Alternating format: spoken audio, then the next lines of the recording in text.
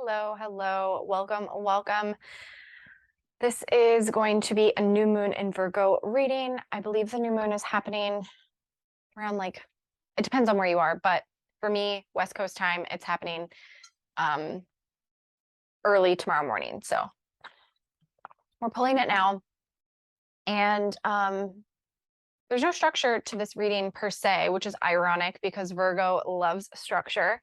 But I just know that I had the intention to pull this reading, and there's been such intense energies in the collective lately, kind of that people are walking through, moving into their higher embodiment and or getting lost and taking kind of divergent paths, that we're seeing this all over. And because of that energy, I just want to leave this open to see what spirit most wants us to know. So I'm not going to be like, tell me about the twin flames. I'm not going to be like, tell me about mission, spiritual, truth. I just kind of want to dive in and see what really wants to be channeled and what wants to come through for this new moon. Virgo is such a beautiful energy. I personally have had a really hard time coming to terms with accepting, loving, cherishing that Virgo energy, because I was very connected to a more feminine Piscean impulse, right? And Pisces and Virgo being the opposites. That alone tells us a lot of information about where they're at. And so I almost wanted to reject the Virgo aspect, which was so earthed, so connected, so rooted, structure, discipline, integrity, responsibility, cleanliness, all of this, purity, right? But we're not able to really purify our vessel or our channel or our spiritual practices unless we are using structure. And this is a great misconception in a lot of the spiritual communities, a lot of channelers, where they almost kind of disappear. It's okay. It's okay. Where they almost kind of disappear and lose all sense of identity when they are channeling, because there's no spiritual discipline, there's no structure, there's no boundaries, there isn't a masculine protective container. And this is something that's been coming up in client work and in sessions, and I've noticed it within my own journey and my own sort of where I have started to move on the spiritual path. And this is ironically, so much of the work I've been talking about lately is the mystery schools. This is what the mystery schools taught. This is what they were very about, is the reason this information is mystery and shaded or veiled. I like that word better. Veiled in mystery is because not everyone has earned it yet. When people just open their channel really quickly through a Kundalini activation, through a twin flame activation, it's a lot all at once. And if there's no structure or discipline, you can get really lost in the ether and begin channeling things that shouldn't be channeled, distortions, inversions, entities, when there's no structure, when there's no protection, when there's no, boundaries. And I've spoken a lot about how twin flames can have very strong boundaries around them and protection around them, but there still is an ego sacrifice, dark night of the soul, purification, transmutation process that must happen first. It's why mystery schools, you start coming to work with one of these masters or one of these teachers, and for the first 6 months they have you go feed the homeless, and that's all you do. And you're like, what do you mean? Like, can I get to the channeling? Can I, learn telepathic communication? Like, are you going to teach me about, the esoteric truths? Like, what's going on? It's like, no, you're going to learn service. You're going to learn sacrifice. You're going to learn servitude. And so many of the spiritual teachers and spiritual community has bypassed that and moved into spiritual materialism, where it's all about me. And it's all about, I'm going to do this in order to get this for myself. And I'll teach you how to do it too. I'll teach you how to use spirituality in a self-serving way. And that's what so many of the coaches and programs, and that's what they teach, and that's what they sell. And so many of us have been burned by it, ironically, right? Because we've been in that space ourselves. We've attracted in a teacher or a coach or a guide like that. And then we've gotten caught up in kind of the illusion. And then we've been very disappointed where either, they promise that they're going to sell us this, they're going to help us do this, and then we walk away not. Or it's a spiritual degradation. It's a energetic sort of, like the integrity feels diminished, and something about it maybe starts to feel icky, or your experience of it after having gone through it feels icky, and you look back on it and you're like, what was that? That was weird. And we're actually going to start seeing like an exodus, I believe, of a lot of people who have been a part of the spiritual community, the new age, whatever it is, and they're going to be like, fuck this, and they're going to leave. And they're going to be like, I have been burned. I've been hurt. This is bullshit. I don't believe in any of this. I've been deceived. I've seen this happen before. It's kind of the Doreen Virtue story, if any of you are familiar. Where we've seen this happen before, where somebody gets so caught into what I'm going to call the Luciferian impulse, which is very deceptive, very sneaky. And it starts off with good intentions, and it starts off with a very feminine energy input, where it's about pleasure, feeling good, goddess energy, divinity, you know, the synchronicities, the channeling, the cosmos, everything aligning and syncing up. But it's not rooted in that sort of spiritual structure, spiritual science. It's not rooted in anything that has that container or boundary. And so it gets really carried away. And then eventually you're degrading yourself, whether you're aware of it or not. And then you can start to channel things, timelines, potentialities, circumstances that are not for the greater good, and that are on lower divergent timelines, if you will. And then scare yourself, freak yourself out, and then all of a sudden go to the opposite end of the pendulum and run to Christianity or a doctrine, something that's going to protect you. Because what the religions do really well is the structure, right? The doctrine. They do that really well. So they provide you this almost, in some cases, not all, but in some cases, a distorted masculine that protects you. So you don't have to think for yourself. You don't have to go up into the higher cosmos yourself and discern information and channel. You don't have to go think about it up here. You can just take what someone is giving you and say, this is going to protect me. This is what I'm going to live by, without running it through your own guidance systems to say, does this apply for me? Does this apply? Does this resonate? Does this not? And it's kind of that whole age of the guru that we're moving out of, which religion is very attached and connected to.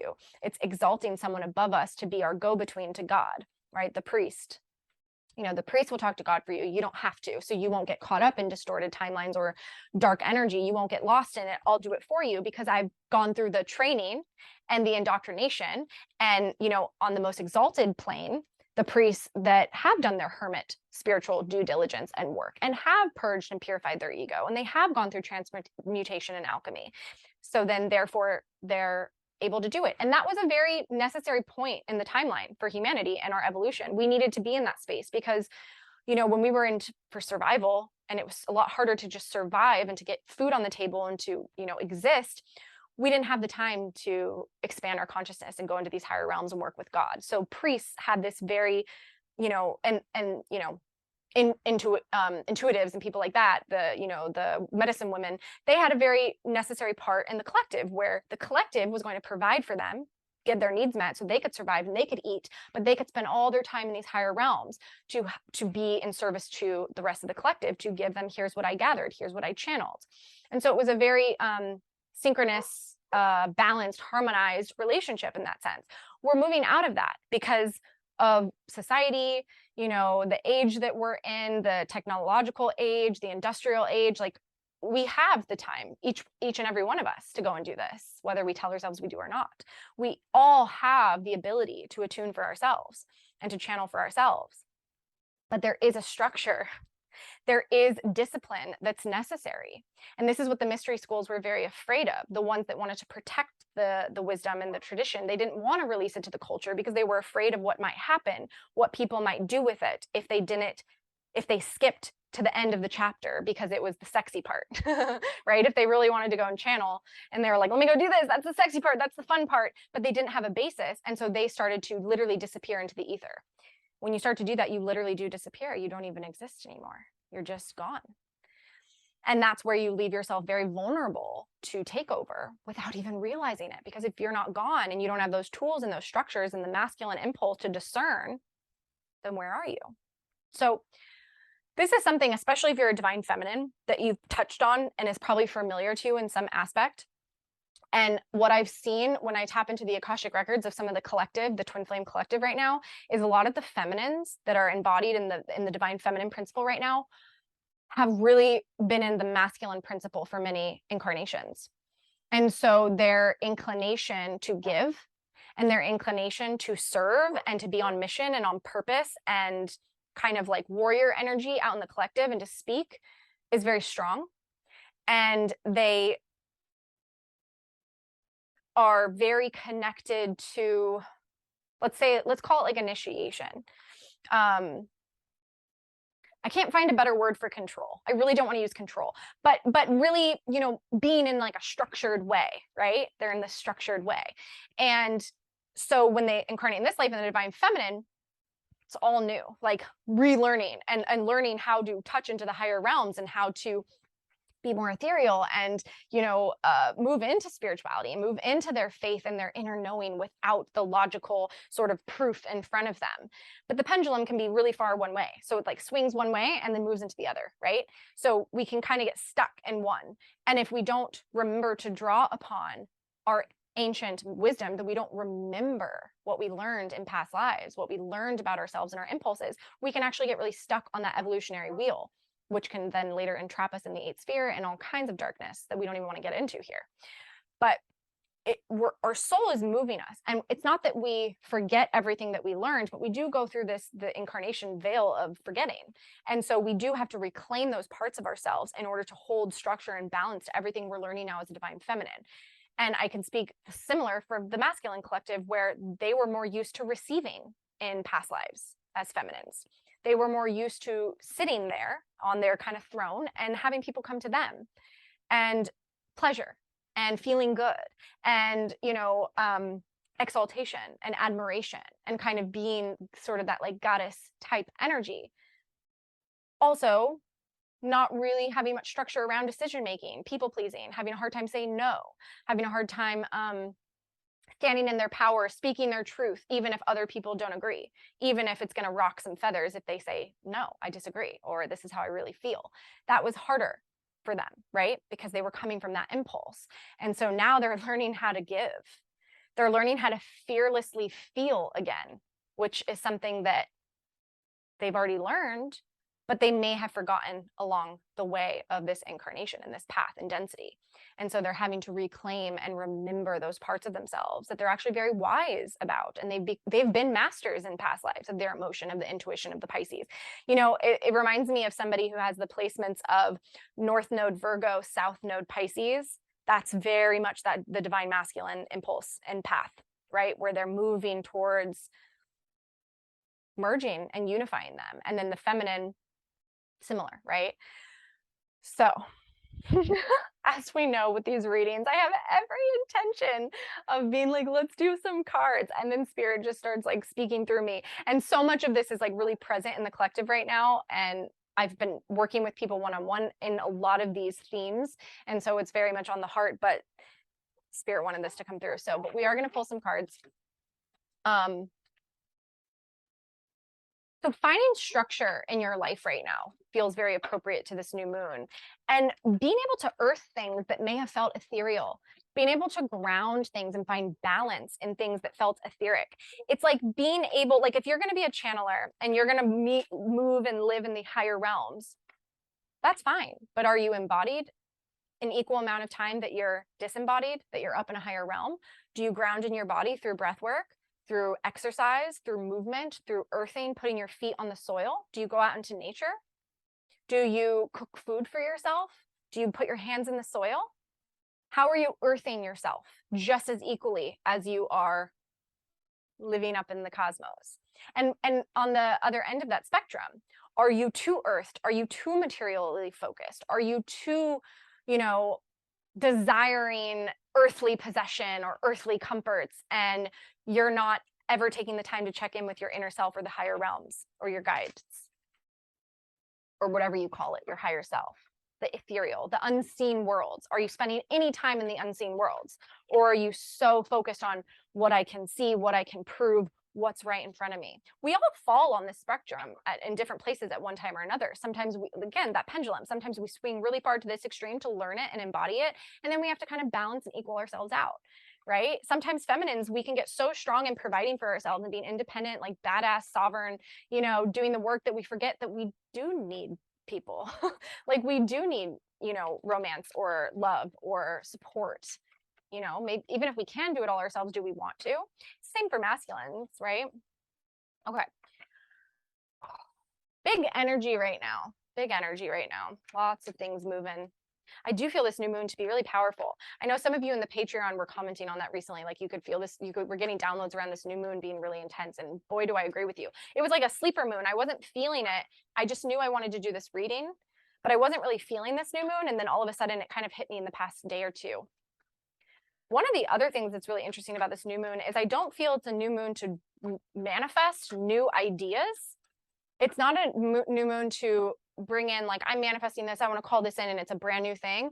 No, it's about solidifying and grounding what you've already been cultivating and finally earthing it. Whatever you've been drawing from the cosmos, whatever your dreams are, whatever your wishes are, whatever the things that you really see for yourself and you can feel, it's about getting really real about it and stop any sort of self-sabotage or letting yourself off the hook if that is something you are doing. That's really big. Oh gosh, okay. I asked for a theme of this moon and look what I have. I have the trickster crossed by the companion. I'm hearing who is really in your corner, which is interesting. Transcending convention, stuffiness, and predictable behavior in the highest sort of expression of this card. So this is a really interesting energy. Transcending convention. So that feels very much like claiming your sovereignty and your path, even if it looks differently, and grounding it and earthing it too, because we're speaking about Virgo here, and Virgo wants things, Virgo wants it to be reliable. Virgo wants things to be safe, a sense of predictability, a sense of security, right? And usually those things have to be grounded and earthed and rooted. The shadow is manipulating others through duplicity. So what I want people to focus on with this is where are you in manipulation within yourself first, because that's always going to be our indicator. What are we lying to ourselves about? What are we not being truthful? What are we spiritually bypassing? What are we avoiding? What sneaky, perceived innocent lies are we telling ourselves? Where are we telling ourselves, no, it's okay that you did this, or it's okay that you did that, or no, you really needed that. Whatever it is. I don't know. These are really random things they're just giving me. Scenarios. The icky things that you necessarily don't always want to look at yourself about. But here's the trick. It's not about beating yourself up. It's not about shaming yourself and feeling bad about yourself for it. It's about moving into the higher exaltation of it, which is transcending the convention and the predictable behavior. It's being able to move and flow as if you're moving through water. This energy always kind of speaks to this kind of Piscean energy, interestingly enough, because we're talking about Virgo here, and then we're talking about, it's a merge, it's a unification, because I get a lot of earthing energy here with this companion, but it also is like, who's in your corner? Who's offering real, true connection, real, true accountability, responsibility? Who's the balance versus somebody that's just going to meet your ego needs, tell you that you're pretty or whatever, right? Just tell you the things you want to hear. Loss of personal identity. Yeah, that's the shadow of this. And that's so much of what was being channeled at the beginning of these pulling cards is like, it's like you don't even exist anymore because you don't, it's like, who are you partnering up with? And this can be other realms. This doesn't have to be a physical human. This can be energies, stories you're telling yourself, things that you're partnering with, things that you're enmeshing with. I love that this comes through because the Virgo archetype is sometimes referred to as the virgin. But it's about purification and purity. It's not about virginity per se, right? Symbolic purity of heart and spirit. And then we have the knight here underneath that. So there's a lot of themes here that Virgo is bringing about. It's like stuff we don't necessarily like. And it's funny because that was always my reaction to the Virgo energy was like, I don't like it. I would rather just like not do it. It's kind of like Virgo is the energy in the zodiac of like, clean your room, Like literally go in and clean your room, go into those closets, look at those skeletons, look at the things that you don't like that make you feel bad, and don't do it. This is the fall of Virgo, shaming yourself, belittling yourself, angry at yourself. I fucked up. I'm the worst. I did this. I'm wrong. No, no, no. Just having the strength and the purity of spirit and intention to look at it within integrity, within honesty, reflect, notice. You don't need to make it mean anything. The trickster energy, the deception, that's the storytelling. This is the ego's secret sort of tricky way of sneaking in there. And the ego will be self-indulgent on self-hatred as well. The ego will tell you you're bad, you're wrong, you fucked up, you messed up, it can't be redeemed, you know, it's over, you, whatever. There's so many things that the ego will tell us, and the ego will either work to inflate our ego or to kick us while we're down, right? The ego will use whatever path they can to try and get us to stay in the comfort, to stay in the comfort zone, and to not transcend and to transmute. But especially if you're a twin flame, you're here to fully transmute that ego. And some of us come onto these journeys with really big egos, and they do take a lot of commitment, if you will, to moving through these energies. But the Knight also speaks to loyalty, romance, chivalry, a love of honor. That word honor goes hand in hand with Virgo. And it feels very connected to everything that came through at the beginning of this reading, which is us as awakeners, as openers on these spiritual paths and what our missions are in being here. And it's like, we can't expect to be helping or giving to the collective and helping others if we are not ourselves really in humble sort of servitude and in surrender to the divine. When we are trying to bypass, it's this slippery slope, such a slippery slope, because it's like the spiritual paradox is like, this can be true and this also can be true, but then the confusion that ensues around that truth. Letting ourselves off the hook sometimes is what that looks like, where we can easily, when we don't have the structure and the foundation and the spiritual sort of science backing it, there's literal systems that we need to learn to build our integrity and our responsibility to hold containers and be in our masculine sort of strength in order to move into these higher realms and work with them. And when they're not there, we can easily tell ourselves, oh, it's okay. It's okay. Like, you deserved that. You were supposed to do that. That was, you know, and then it's our aversion to Virgo energy. I don't need to plan. I don't need, and like, I'm not saying that you should plan necessarily. But it's only when you're in a fully very balanced, honest, humble state can you be able to see yourselves very clearly and to be able to discern. And that takes, by the way, the unification of the feminine and the masculine energies within you. If one is overriding or stronger, you really can't trust some of the things that you might channel or that will come through, right? Okay, let's grab some tarot. This seems like such important work at this time for people. Like, these are things that people don't necessarily want to do. But I do believe that this is an access point to more bliss than we can ever imagine, to the dreams, the visualizations, the things that our ego desperately wants. It's like it comes in a more full package when we are honest with ourselves about it, right? Okay, so let's just grab some tarot for the themes of this new moon. Any other messages that Spirit wants to deliver? To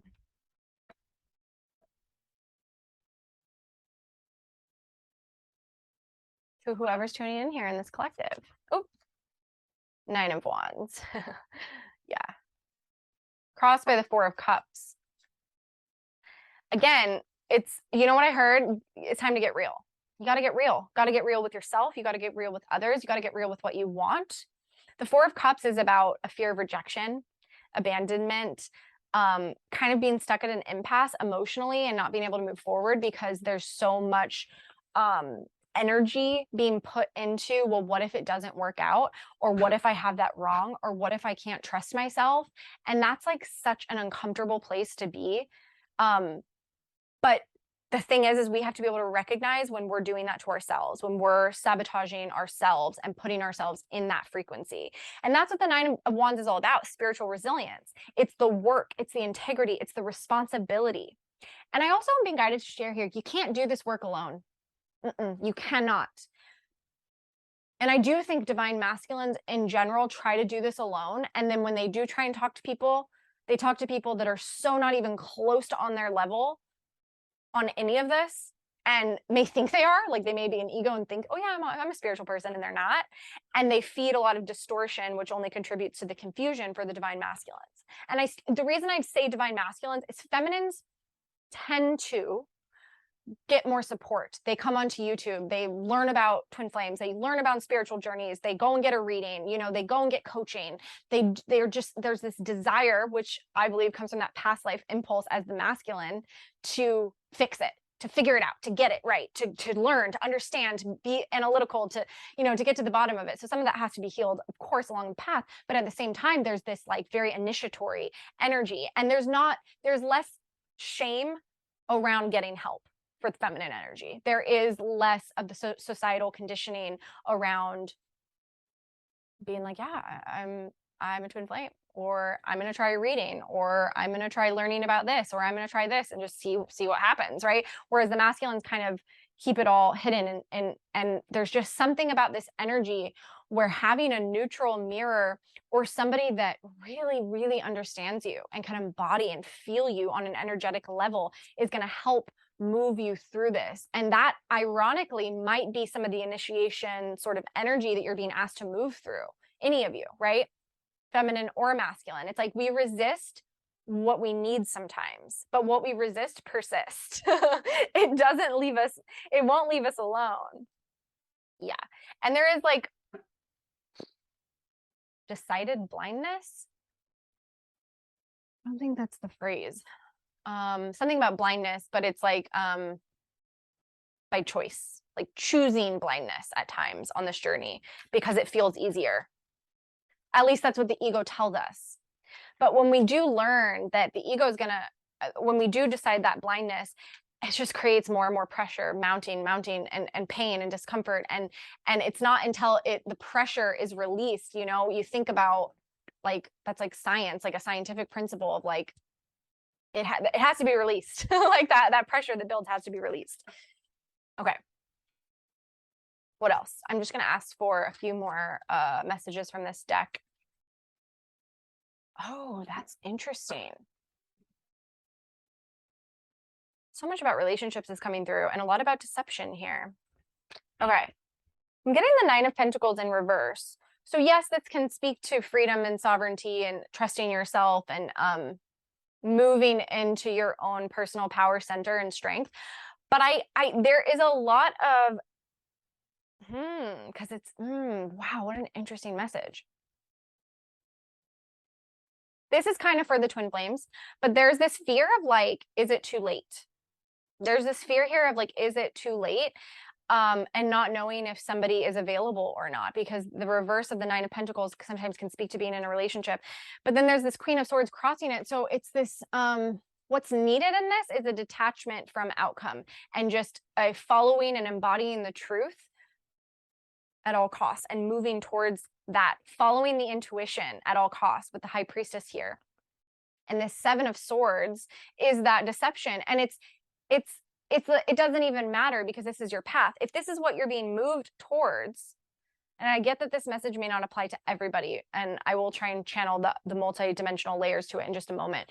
But it's like, if you're being moved and you feel this in your intuition, and there's a lot of like, 10 of Cups is kind of the emotional fulfillment and the joy and the happiness and what I really, really want. But when it's next to the Seven of Swords, it's a little bit of the fantasy. It's like, it's easier in imagination than it is in practical reality and groundedness. But Virgo is about that. So Virgo is basically a kick in the pants. This new moon is basically like, get your shit together. Earth the things that you fantasize and dream about, and stop telling yourself that you don't deserve them or it can't happen. And if it's specifically relating to a relationship, you know, there's double messages here, but it's like, you can't be attached or concerned or fearful about the outcome. You have to follow the intuition at all costs and move, because that in itself is the lesson. The outcome is not the lesson. The lesson is following your intuition and moving with it and trusting it and learning from that experience, what that feels like in your body. And you will be pleasantly surprised regardless of the outcome, because that's that divine neutrality that you have to move into.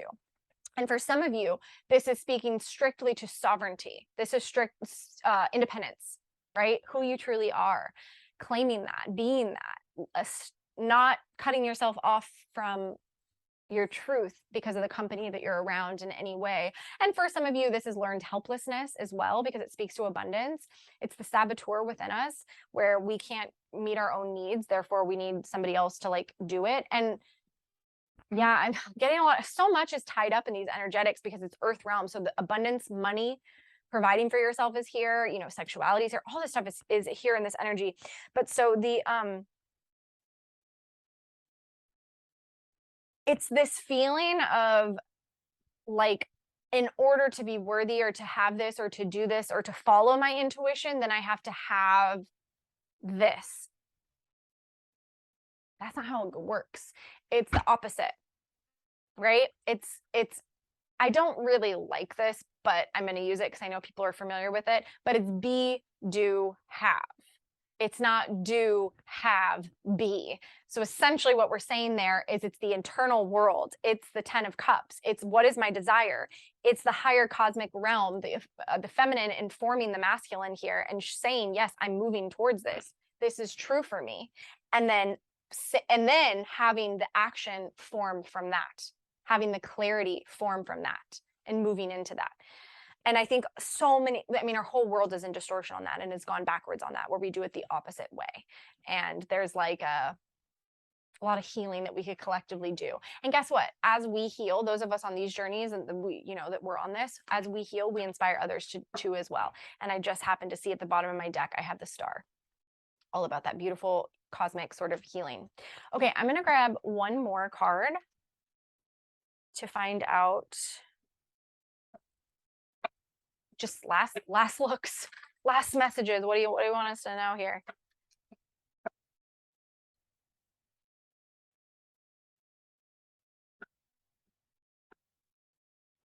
Definitely finding time to really like earth and ground yourself for this moon is going to be really important, I think. Okay.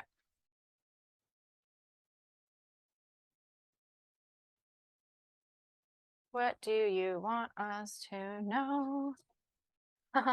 It's all part of the journey, man. It's all part of the journey, bro. So I think this is a sweet little message from our guides and our higher selves to let us know, like, you're not getting it wrong. You didn't fuck it up. You can't take a wrong turn. That's such a spiritual paradox. Like the confusion that it's that learned helplessness and the Eight of Swords, blindfold, all of those references that came up in this reading where it's like, you really can't get it wrong. You can definitely prolong and make things take longer, but you don't even need to feel guilt about that, because you know that when you do arrive at the place you were always destined to be at, that you were always on the journey to get to, you're going to be even more fully embodied. And all of those divergent timelines or expressions are taking longer than you were supposed to has allowed you to arrive more full-bodied in this now moment than you are now. And maybe those were lessons that you were going to have to learn, and now you've already done them. So it doesn't matter. It's like a foolproof plan. That's what Spirit's been using that term with me a lot lately. It's a foolproof plan. We're always going to be caught. So even if we get caught up in the Luciferian impulse and we get caught up in like distorted feminine or distorted masculine, or, you know, we lose our religion, like that song, I'm losing my religion, or we just get very, caught up in all this, it doesn't matter, because we always arrive back. And it's not to say to use that as a way to spiritual bypass. It's use that as a form of self-actualization.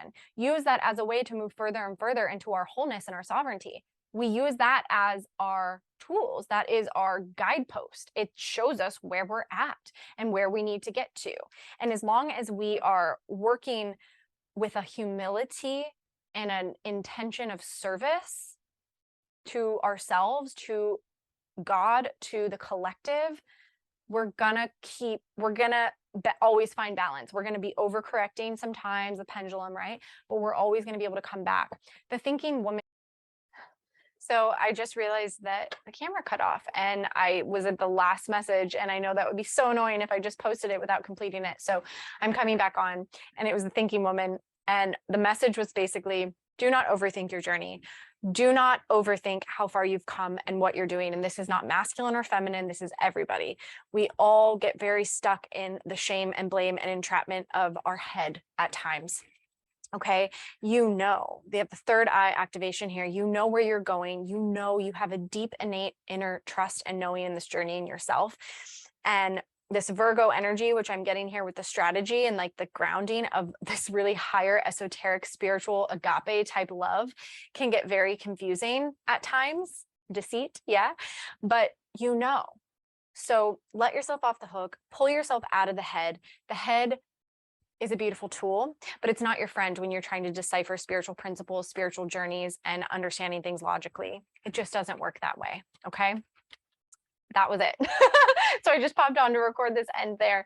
Thank you so much for being here. I hope you have a beautiful new moon. Thank you. Thank you for your likes, your shares, your comments, subscribing. That helps this channel get seen by the people that need this wisdom the most. So thank you. I appreciate you. Lots of love. Happy new moon.